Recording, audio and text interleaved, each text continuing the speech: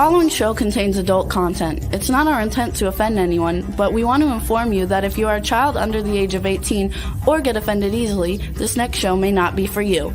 The content, opinions, and subject matter of these shows are solely the choice of your show hosts and their guests, and not those of the Entertainment Network or any affiliated stations.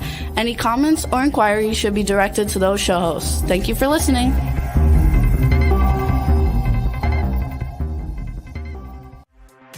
Hey everyone, and welcome to 50 Shades of Bullshit.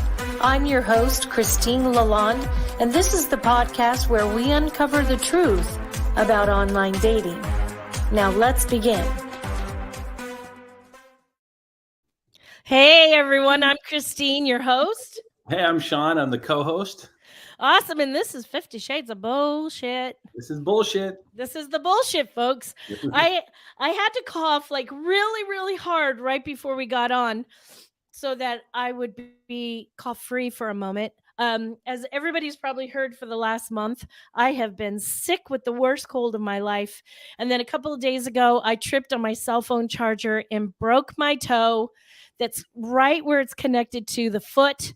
And it's pretty intense, and I can't walk worth shit. So it just means you're leveling up. Like I said, I always tell people challenges come right before you level up. So it's your turn. Right? You're leveling up soon. Yeah, here we go. Let's level up, bitch. Having this cold, literally everybody said, "Are you sure it's not COVID? Are you sure it's not COVID?" Right. So I wore my shirt that says, "Don't worry, I've had both of my shots."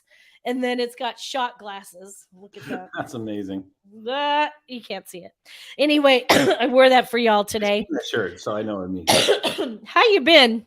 I'm good. I'm really good. Just working hard, taking care of others, just trying to do my thing.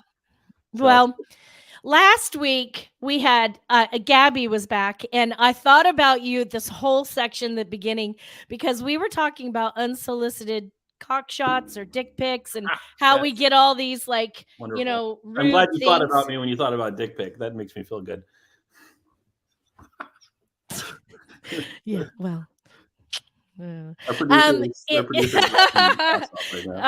you are pretty impressive. Just like Jason said, he said, yeah, because I was thinking if Sean was here, would he say that he's gotten unsolicited vagina or boobies? Do guys get unsolicited stuff from chicks? Very rarely, if ever. No, I think that's one of the few things that we want to get, but we don't. Jason said in the background, no, we have to beg for them. See, this thing, we have to, in order to get them, the woman already has to be committed, ready to go, right? Where the vice versa for men just want it, give it to us now. So if we reverse roles, we might have a reverse ways of doing it. It might be better for everybody. I see. So, what I was telling Gabby, what I do is I Google some really awful pictures and then I send those and pretend it's me. And that kind of shuts them up. But maybe if I just, head it off in the beginning at the pass and, send out these raunchy, gross things, they'll leave me alone. When I was dating, one of the first things I would always hear in dating, it was exactly this. This is so common with women, and it's so sad because to me, it's like a very unclassy, uncouth move. But it's just incredible how many men think this is an okay thing to do. Just here you go. It's like, gosh, you know what I could do with that right now? I could ruin you. Right. Well, our topic today is how to think like a man. So that was kind of like why I wanted to bring that topic up. It's like, sometimes I try to go, now how does a guy think, when it comes to this or that? And I'm not very good at it. I mean, once in a while I can, act like the strong, maybe guy kind of thing. Sometimes my friends are like, Christine, you got a lot of guy in you. And I think, yeah, I do have a lot of guy in me. I don't know if you want, right? That's the goal. Right? You're trying to get a lot. Not a lot, just one. Just a lot of one. I want a lot of one in me. How about that? Okay. We'll get you there. Okay, I'm working on that. Oh, it's so hot in here today. I don't know if it's the cold or It's the just a age. conversation. But I'm sweating like a banshee. It's all this talk about having somebody. It's Sean. Jason said Okay. it's Sean. Thanks, Jay. So here we are. How's it been going? What's your week been like? It has been absolutely just awesome. It's been insanely awesome trying to just get out there and working with a lot of clients this week. Yeah. Well, I had a couple of I have a cleaning business. One of my businesses I have is a cleaning business. So I had a couple of them have issues, gets really sick as well. So I've been cleaning like crazy. I mean, but what's been great about it is I've actually earned more business because I was cleaning out of the process. I doubled my business just in the week I've been doing it. So, wow, that's awesome. I'm awesome. tired, but man, it's been fun, and I've been getting good phone time too. Right, you're cleaning toilets and talking to people like, "Hey, don't mind the flush." Hey, who cares? Hey, I do that all the time. I blame it on other things. Actually, I mute my phone to flush. Yeah, love it. My God, so sorry. They say that the strand of cold that's going around is worse than any they've ever seen because we've all been sequestered for the last 2 years and have not exposed ourselves to a lot of different, flus or colds. So they're like twice as bad as they've ever been. I don't know. I don't believe shit anybody says anymore. Right. Right. So, it's funny because why I like this show so much is because we do a lot of contradictory things and it's fun. It's my show. I can do what the fuck I want. Right. Exactly. That how to think like a man. And we've got Julia who's talking about it, which is obviously a woman. Very curious. I know. That's why I was so excited to know I was going to have you this week, Sean, because 3 women talking about how to think like a man was the most ridiculous thing I could think of. And then I was like, oh my God, I got Sean this week. So excited because you're a man. I don't know if anybody's told you that lately, but Jason, our producer, he's listening and typing. He's going to give his insight. We'll take it. Yeah. Is that right? Well, let me introduce Julia. Hopefully I'm going to say Julia's last name right, and she can correct me if I'm wrong when she comes on. Julia Bendis is a 3rd-generation matchmaker. She's an author. She's a mother of sons, by the way, so maybe that's why she can help us. She's married to a man, so you never know. She's a relationship educator. Julia specializes in intimacy, dating, and relationship coaching. She is going to talk to us about how to think like a man when trying to find your partner. So let's bring Julia on.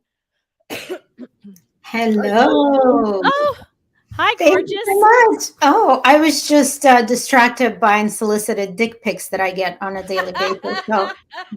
Sorry. Yeah, right. Yeah, right. No, I wish I did. Nobody sends them to me. I would like to see some, but Well, Julia, what I typically do when I get them is I share them with my girlfriends. So now you're on the girlfriend train, and I will share them with me. Sean, some of the videos I get are quite interesting. This one dude is very creative with the way he masturbates. Very creative. And you guys are like, huh? Yeah. He uses warm water in his sink a lot. What? Yes. Is he putting it in there? Whoosh, whoosh, whoosh. Why not just get in the shower? You must have a tiny sink. I don't know. Yeah. What? He has a tiny sink to make himself look big. Yeah, right. Oh my God. So Jason's telling me, our producer, that I need to put him on TikTok so we can have pointers. Literally, yeah. Let's give them pointers. Oh my gosh, yes. Can we rate them? I think that they would like kick me off of TikTok, though. Probably. I don't think I'm allowed to show naughty parts, naughty bits. So Julia, hi.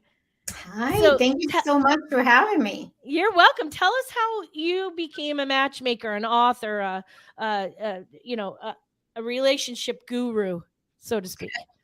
Well, I wouldn't say guru, but we're always. Educator. Yeah, I try.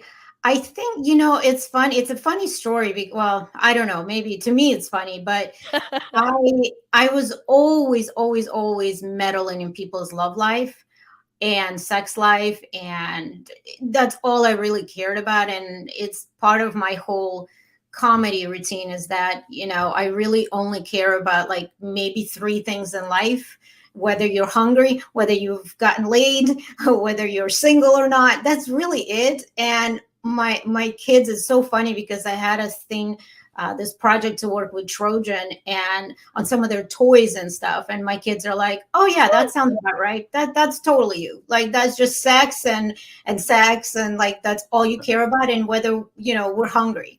And I'm like, "Well, I'm a Russian, Ukrainian, Latvian, Jewish, Eastern European Jewish mother. Like, what else do we care about?" Right. It's I think a you cracked the culture. code. There's only two things a man needs. So There you go. full stomach, Hey. empty, there you go. Yeah. Right. Well, that's all I talk about. So food, sex, dicks, food. Right.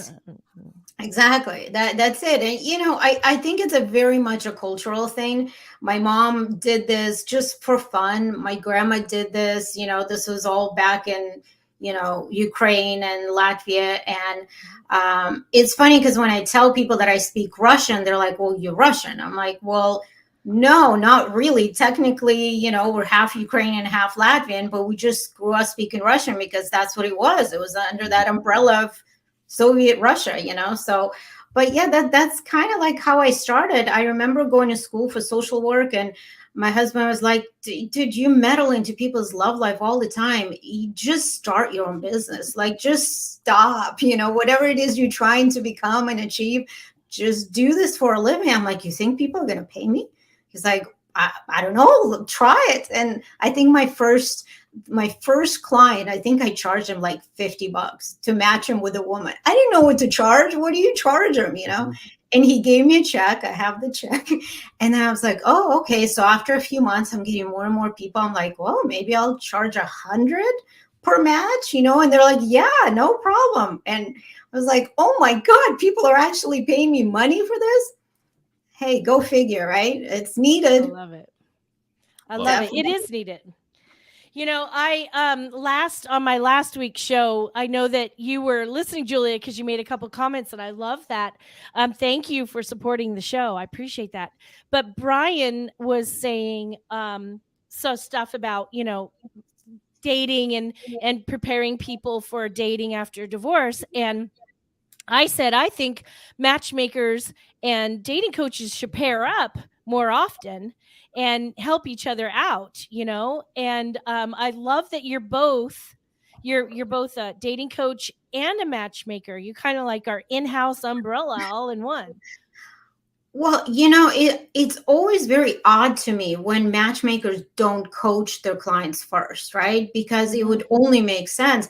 I will not take anyone on if they're not going to do some work with me prior to being matched, because most people, and Sean, you can, whether it's a man or a woman, right? Most people think they're ready to date, but guess what? They're not.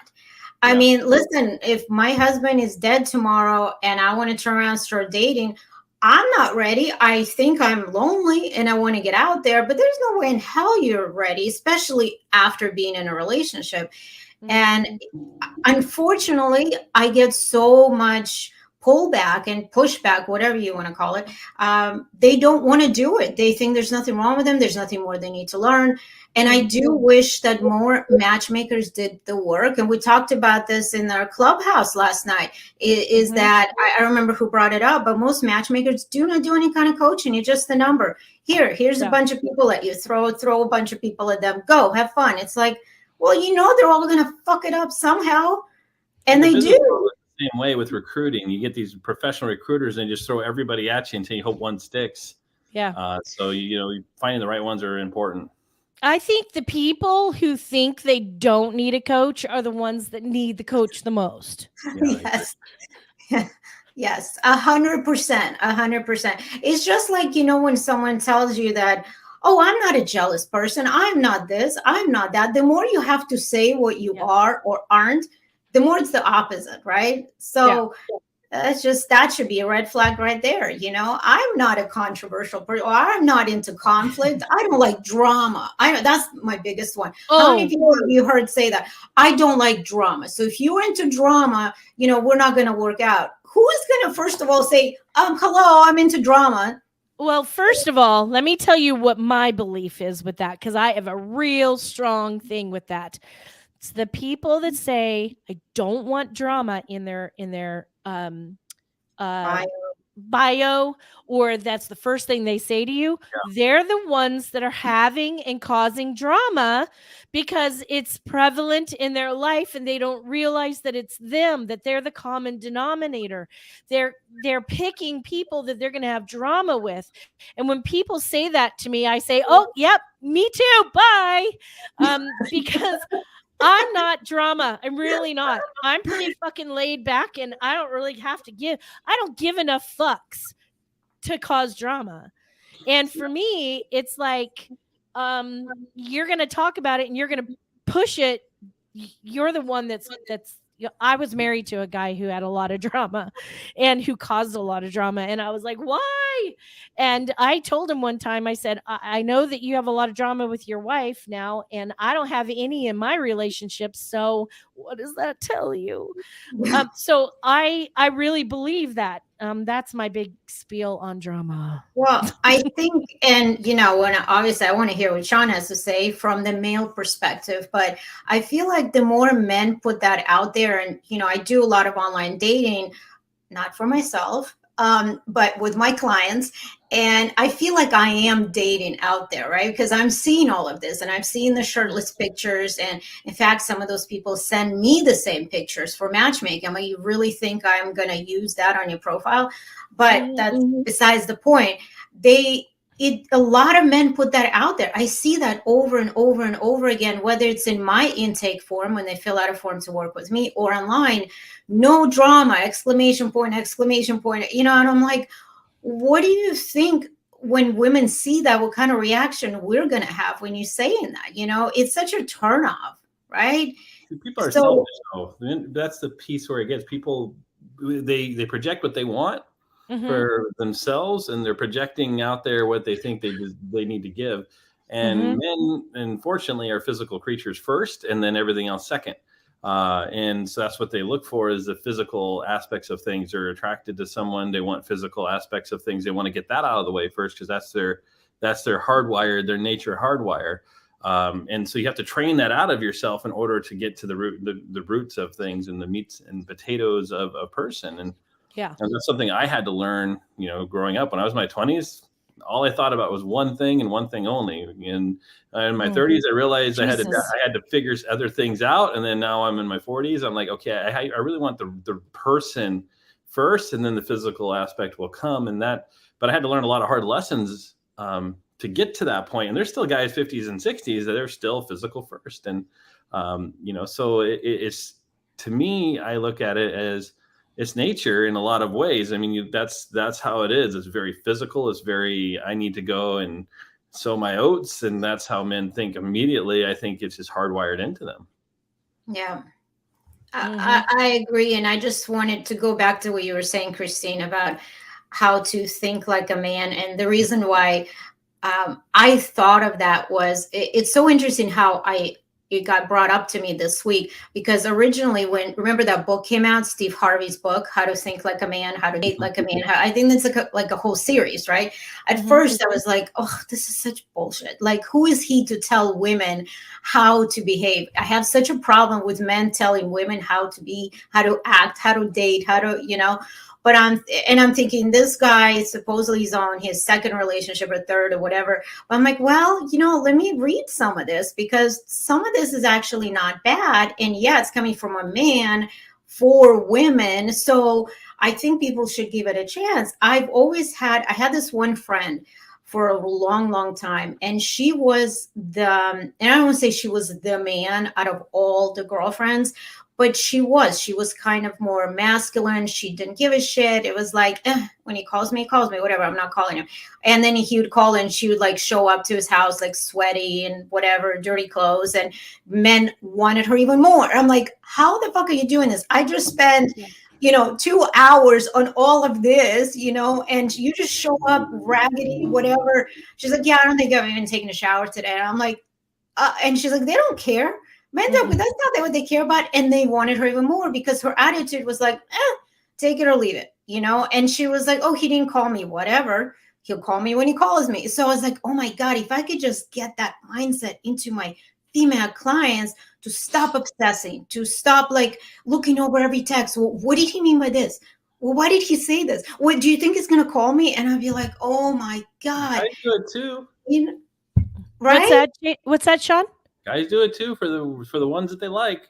Guys will do it too. So that's the thing. I think people do it, period, if they want, for the ones they like. But it's really more about acceptance. Are you being accepted? Are you not being accepted? And everybody wants to be accepted, even if it's someone they don't appreciate or they don't like as much as they thought they would, because they just want that. And so immediately when someone does not accept them for whatever reason, there's this I have to earn their acceptance aspect to it. However, I am seeing with the amount of online dating, when the amount that people have, that tolerance is going down for the need for that acceptance, because they can just go, okay, well, I don't need that person. I'll go right to the next one because it's just that easy now. Yeah. Right. Yeah. So Julia, so when we say how to think like a man when trying to find your partner, what are some of the things that you think that are important that women should stop and really just go, okay, hold on, let's try this? Well, and I have a funny story how it all started and how I started to realize that I need to think like that too. I don't want people to think, and I know I've gotten so many negative comments when I've said, think like a man, be more like the man. And not all men act like this, right? Not all men think this way. So let's just say that first so we don't get, there's amazing, wonderful men who are very sensitive and right? Yes. So I just want to put that out there, which is a wonderful, wonderful way to be. And the other day, it was actually last week. I was at a photo shoot with my photographer, my client. We were at her house, and I was telling them the story of what happened that morning in my house, right? I got a call. I've been doing a lot of work with Ukraine. That's a long story, but I'll get a lot of calls and texts early in the morning. Can you translate this? Can you get on the call? Can you get, we need medication, this, whatever, with the war going on. So I literally got a text message at like, I don't know, 6:50 or something. And usually I turn my phone off. That night I didn't. It was on Do Not Disturb. I got it. Can you be on a video call in like 10 minutes, right? I'm like, oh shit, my hair's like, like this. And I'm like, I got to look semi-decent. Fine. I run into my office to grab my computer or just do it in the office. And my husband fell asleep in this office on this tiny little twin bed. I don't know why. We have a guest room with a big queen size bed. I don't know how men just operate. He just plopped and whatever, And I guess he was up late. And so I'm like, tippy-toeing, grabbing my computer quietly, my mouse, and, going downstairs because just the two of us, the kid left. And I'm on a video call. I sent him a quick text. I'm getting on a video call in the kitchen, just so you know, like, don't get into, it's a video call, right? And I don't know if he read it or not. And the funniest thing happened because like I see him getting to in the back, opening the fridge once, closing the fridge, opening the fridge second time, closing the fridge, opening the cupboards, getting the cereal, putting the cereal back, closing in the video, in the line, in the view of, right? And I'm like, oh my God, please leave. Oh my God, please stop. Like I'm trying not to open my mouth too much because, even if I turn off my mic, I'm like talking. Like, please stop, just get what you need and leave. Please leave. And And then he decided, it's a good time to go feed the dog. So he pulls out the dog food and something. And then he crouches down like this. And I'm trying to go. I'm going, oh my God, I'm dying. So here I'm telling the story to my clients and my photographer. And she goes, Julia, I think you need to start thinking like a man.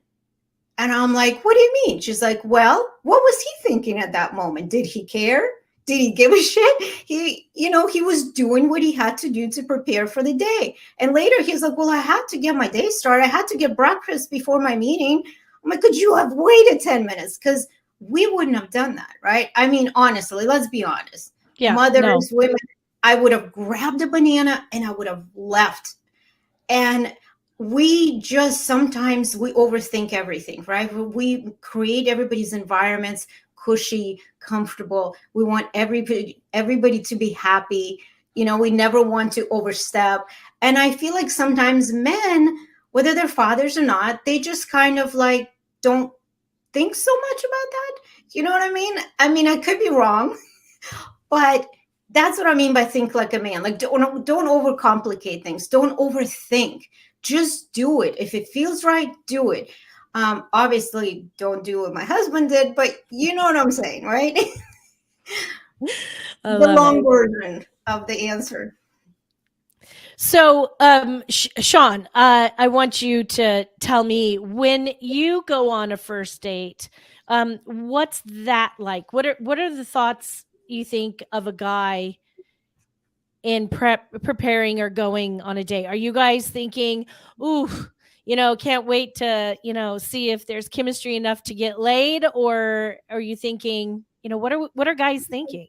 I think the majority of guys are thinking exactly that. Yeah. I mean, I hope that there's enough. And even sometimes without the chemistry, I hope she's hot enough that I can just do it.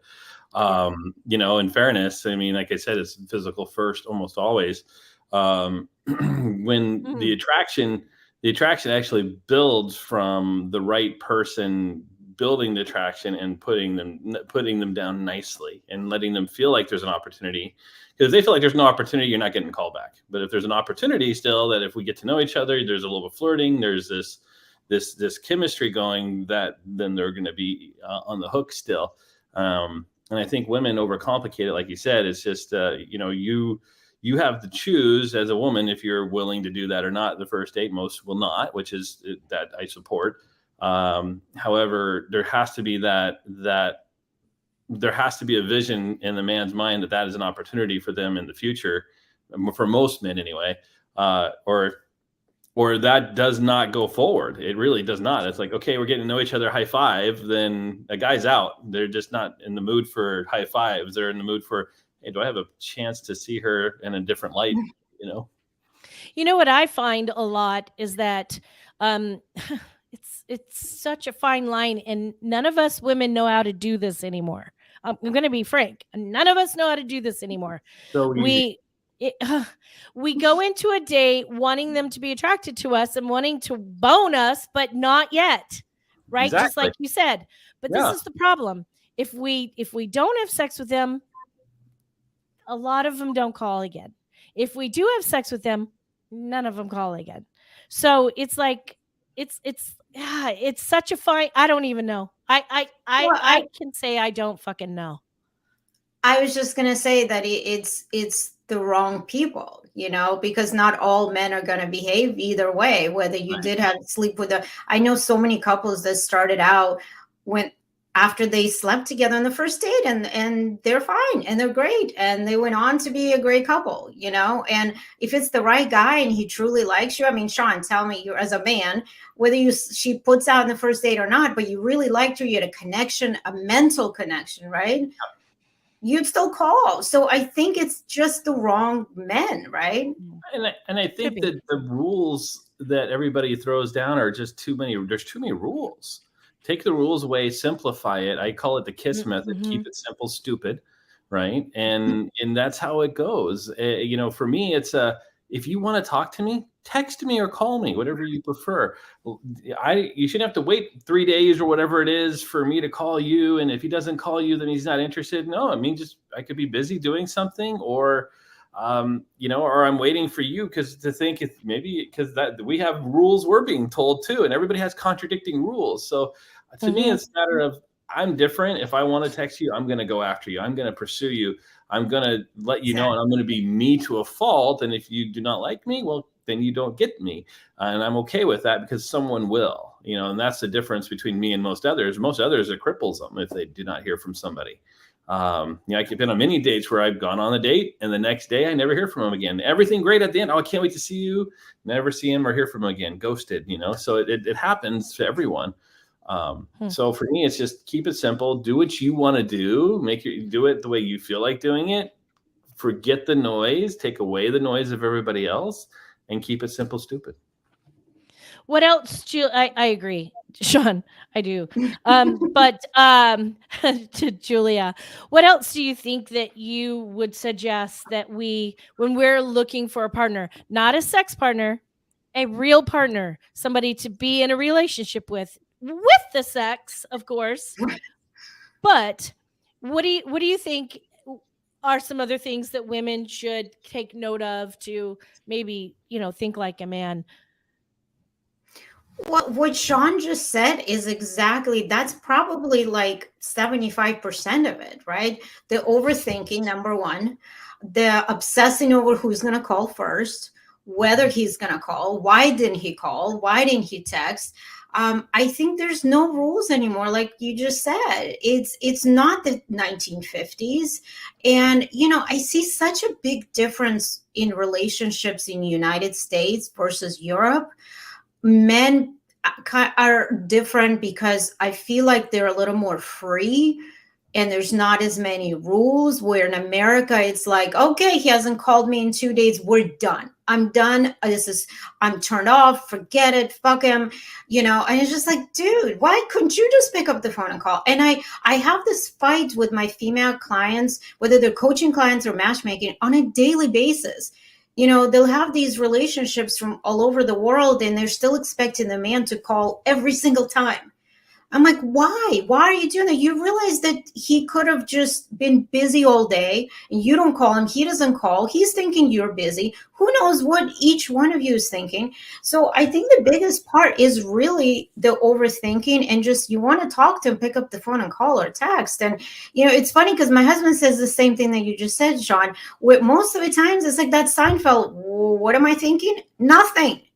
I'm not thinking nothing. I see a hot girl. Oh, she's hot. Okay, like see what. There's a solution to this. There's a solution to this. I've cracked the code, I think. Okay. So let me ask you, Christine, since you're out there dating, okay, I'm going to help with this. Christine, okay. We just start talking and it seems like it's going well, we're going to move towards the date stage. One of my favorite questions to ask you is, how do you like to be communicated with? Call, text, another way. Maybe Snapchat. Now I think is important. Everybody has a different way now. And then how often do you want me to communicate with you? Do you want me to reach out more? How do you want? I ask straight up, how do we do this? And it just simplifies everything. It takes away all the angst about who should do what. And I just ask. And once I know, I then can tell you how I prefer to communicate as well. And then we meet in the middle, right? We figure out a solution. If it's something different, maybe I text and I like to call. Say, hey, how about I call you on an odd day or whatever we decide. Odd day, an even day, I'll text you. It could be something that simple. Everybody can have it a different way, but I think that's the biggest piece is people are failing just to set up, ask each other basic questions like, how do you want me to handle this? What do you want me to do with this?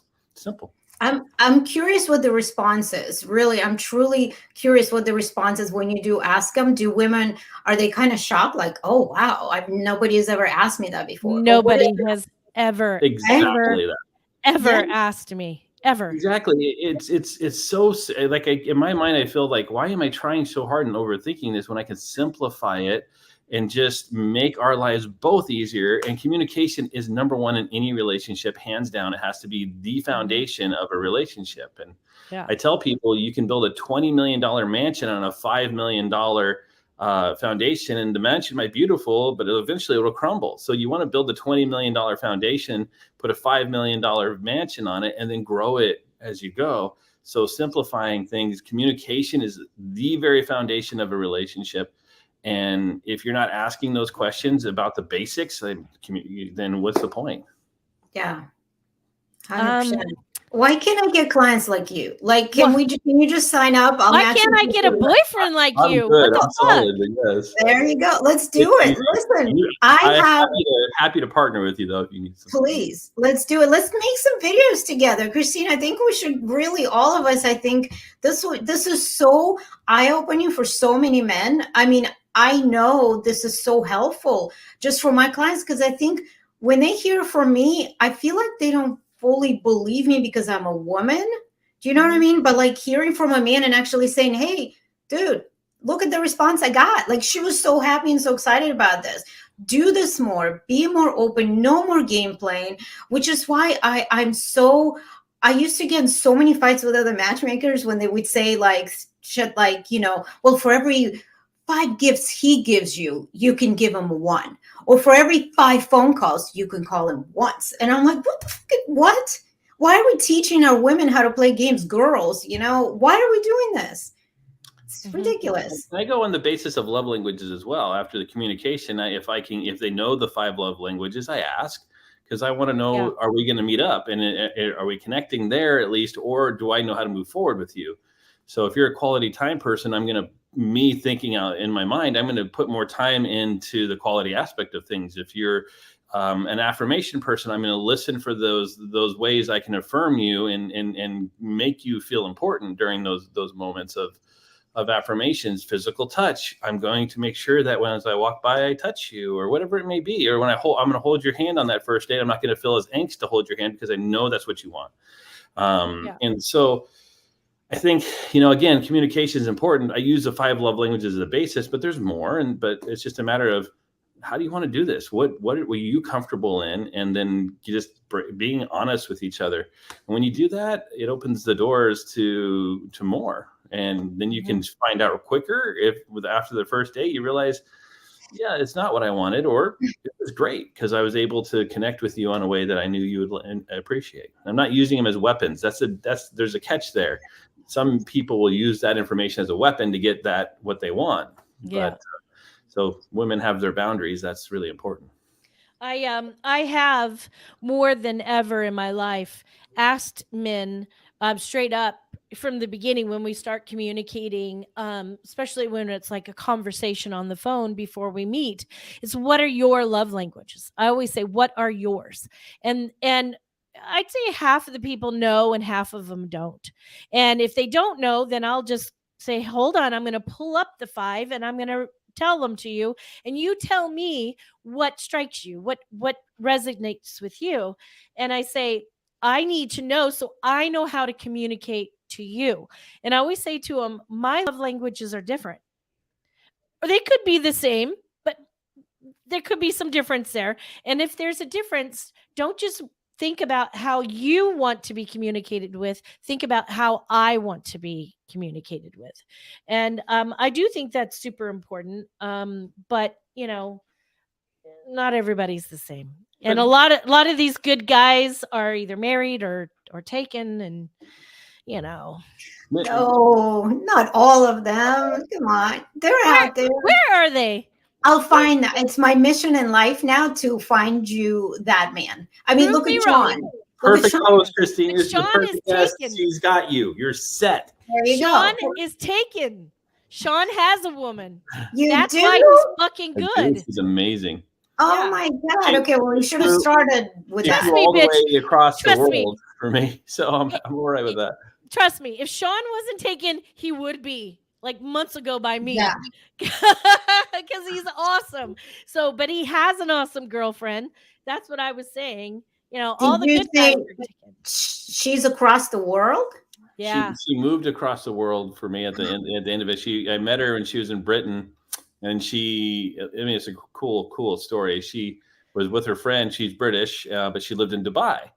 So she was with her friend in Britain and around Christmas time, and then decided, I really need to meet this guy after talking to her. So she got on a plane and took the bull by the horns, which men love, ladies. Men love a woman who wants them, who is attracted to them and goes after them. However, be smart, don't overplay your hand.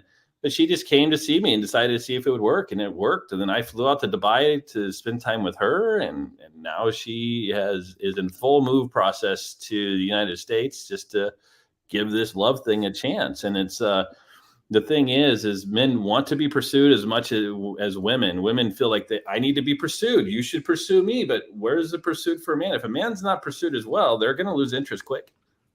Yeah. That's not my problem. That is not my problem. I step up. I make the calls. I make the texts. I do plan. I do show a man. I do subtle things like, be affectionate and touchy and giggle and whatever the fuck I'm supposed to do. I mean, I step up. So it's not. I don't believe that it should all be the man. I truly believe that it is 100%, 100%. And if and meet in the middle, Christine. So yeah.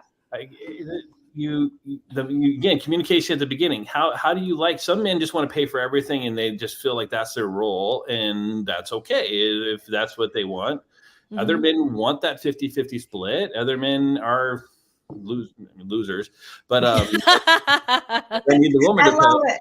But all I have to do again is that initial conversation is, how do you want to go about dating? Do you want me to plan the first date? You plan the second, back and forth, or do you prefer that I plan and the main planner? Do you want to be the main planner?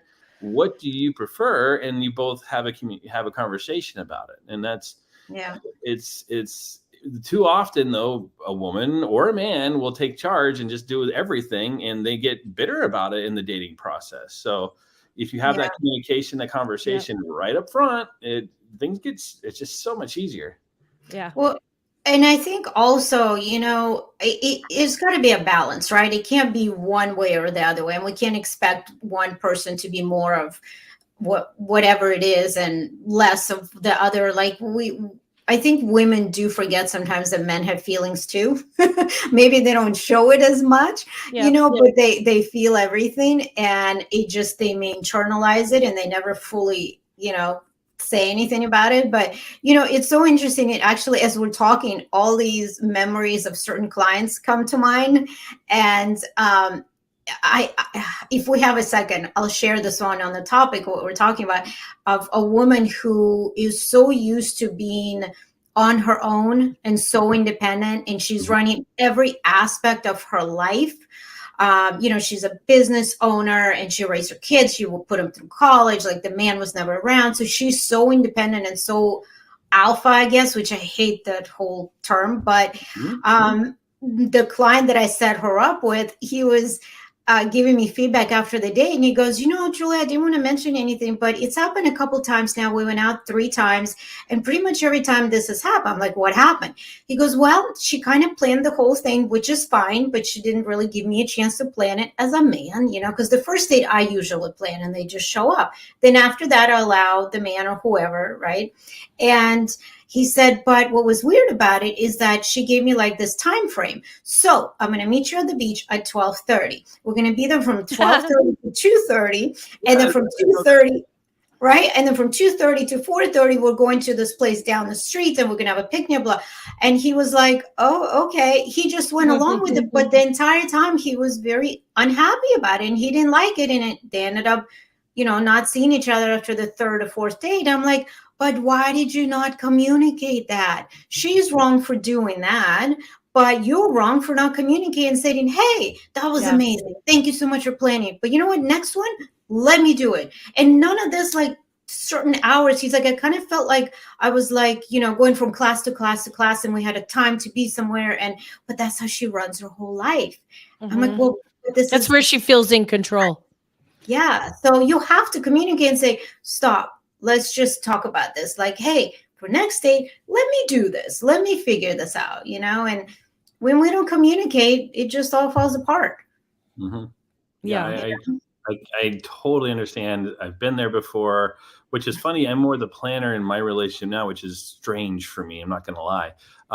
But beforehand, dating, I've had those relationships, and I finally stopped the lady. And I remember she was in the middle of it. Same type of you almost verbatim nailed the person. The same woman? I wonder if it's the same woman. And I said to her, we're not going to do anything else anymore for the rest of this date except for hang out. We're going to go walk and we're going to talk and get to know each other, because that's the whole point. And everything else is just is too much minutia right now. And I just told her that. And I said, if that's not okay with you, then this isn't going to work. And I was pretty honest with her, but that's so hard for people to do because that is such a big, scary thing. But it's a matter of being honest with each other. When you do that and you communicate, it's a weird dang thing.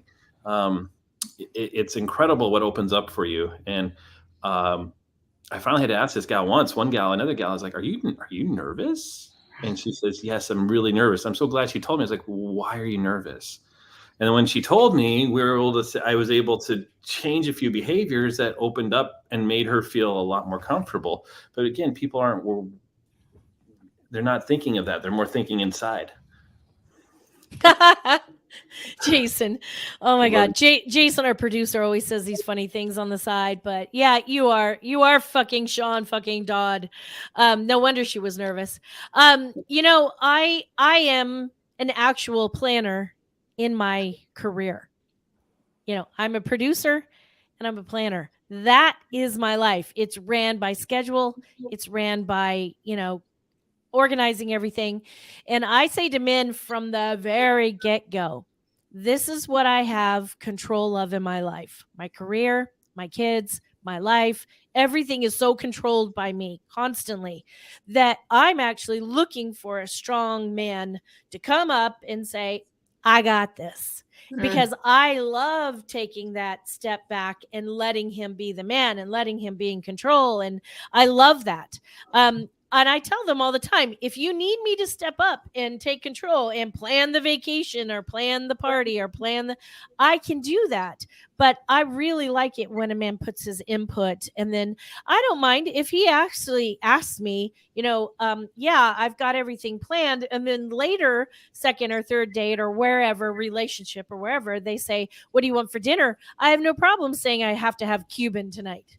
Please answer that question, ladies. Please, if we say, what do you want? Tell us what you want. Yeah, I like that. I don't mind telling them.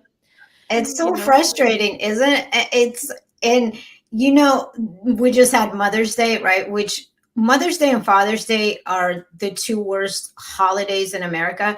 I absolutely despise either one because I don't think there should be a single day where all these expectations. And so I always tell everyone, I don't want to do anything. I don't want to go anywhere. It's overcrowded. It's so expensive. You can't get in anywhere. And the same for Father's Day. Like, what if you have parents that you just don't want to spend time with because they were not great parents? How do people feel about that? There should be a section of cards where it just says you are a mom or you are a dad. Like, not great, not good. You know what I mean? So I despise that day anyway. And then you start like, oh, no, we're going to do all this stuff for you. And we want to make you breakfast and this and that. So they put all these expectations. And then, like on Sunday, I was like, listen, I don't want to do anything. I just want to sit in my backyard and chill. But then they're like, no, we got gifts for you. And we got this and we got this. And I literally asked for like two things that are like $5. I didn't want anything. What I wanted was a stupid mouse for my computer with these beautiful Hawaiian flowers. I wanted like this, right? Something like this. They got me something the complete opposite. It said aloha. I'm like, I don't want aloha. I just want flowers. That's it. I'm like, stick to the fucking list. And then they got me some. Oh, I know what it was. It was like literally hair moisturizer thing after the shower, like a leave-in stuff. And so my husband goes, he's a researcher. He's a planner. He loves that shit. So he goes, well, I didn't get you the one you wanted because I actually was reading about it. It's really not good for your hair. I got you something else that's better for your hair. I'm like, this is shit. I don't like this stuff. I've tried everything. I have curly Jewish ethnic hair. I know what I want. Stick to the fucking list. Like that Friends episode, remember, where Rachel was like, stick to the list, always stick to it. So I hate that holiday. I hate every holiday where there's so much expectation. But my point is, you have to communicate, like you said, just tell them what you want. So you're not like, well, she said, I don't care. So should I go get tacos and then she's going to be pissed? Should I go get whatever? And then, it's frustrating. It is. I like the first date for the man to plan it. I really do, because I want to see that he could step the fuck up to the door. Yeah. But after that, you know, and I'm happy to tell him what kind of food I like or what kind of activities I like to do. And I like to keep it simple. So, you know, if he shows initiative, that says a lot for me. And then after that, it's kind of like, you know, a give and take, but you know, whatever. Well, we are actually out of time, and the time flies so fast. You know, Julia, you are really awesome. I I adore you anyway. But thank you for being here today. It was awesome to have you. And anybody who needs a great matchmaker, please look up Julia. She has got a huge heart, and I just absolutely adore you. And Sean, it's always amazing to have you as my co-host, but today I thought it was really perfect because it was great to have that man perspective that, you know, because we're always like, you know, it's a good thing you're a man, you know. Yeah, well, I hope other men can get some. I mean, these are the lessons that were hard learned. I had to learn them the hard way, but I decided to make the changes. Some men will not. They'll just But let's hope that helps somebody, women or men. I'm happy.